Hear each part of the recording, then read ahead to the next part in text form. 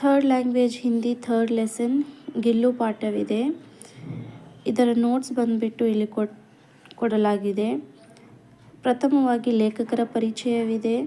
ಆಮೇಲೆ ಏಕ್ ವಾಕ್ಯ ಮೇ ಉತ್ತರ ಲಿಖಿಯೇ, ಉತ್ತರದ ಸಹಿತ ಇಲ್ಲಿ ಕೊಡಲಾಗಿದೆ. ಆಮೇಲೆ ದೋ ತೀನ್ ವಾಕ್ಯ ಮೇ ಉತ್ತರ ಕೀಜಿಯೇ ಸೆಕೆಂಡ್ ಮೇನ್ ಇದೆ.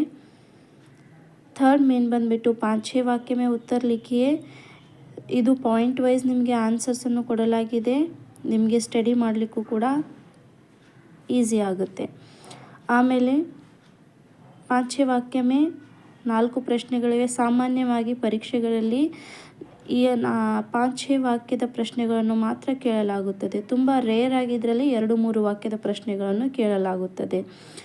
ಆಮೇಲೆ ಅನುರೂಪ್ತದಿಂದ ಕೇಳಬಹುದು ಪ್ರಶ್ನೆಗಳನ್ನು. ಪುಲ್ಲಿಂಗ್, ಸ್ತ್ರೀಲಿಂಗ್, ಏಕವಚನ, ಬಹುವಚನ, ಪ್ರೇರಣಾರ್ಥಕ ಕ್ರಿಯಾ, ವಿಲೋಮ ಶಬ್ದ, ಆಮೇಲೆ ಸಮಾನಾರ್ಥಕ ಶಬ್ದಗಳು. ಆಮೇಲೆ ಇನ್ನೊಂದು ಮುಖ್ಯವಾಗಿ ಇಲ್ಲಿ ಸಂಧಿಯನ್ನು ಕೊಡಲಾಗಿದೆ. ಸಂಧಿಯನ್ನು ವಿಚ್ಛೇದ ಮಾಡಿ ಅದರ ಹೆಸರನ್ನು ಬರೆಯೋದು. ಇದು ಪೂರ್ತಿ ಲೆಸನ್ ನಿಮಗೆ ನೋಟ್ಸು ಈ ವಿಡಿಯೋದಲ್ಲಿ ಸಿಗುತ್ತದೆ.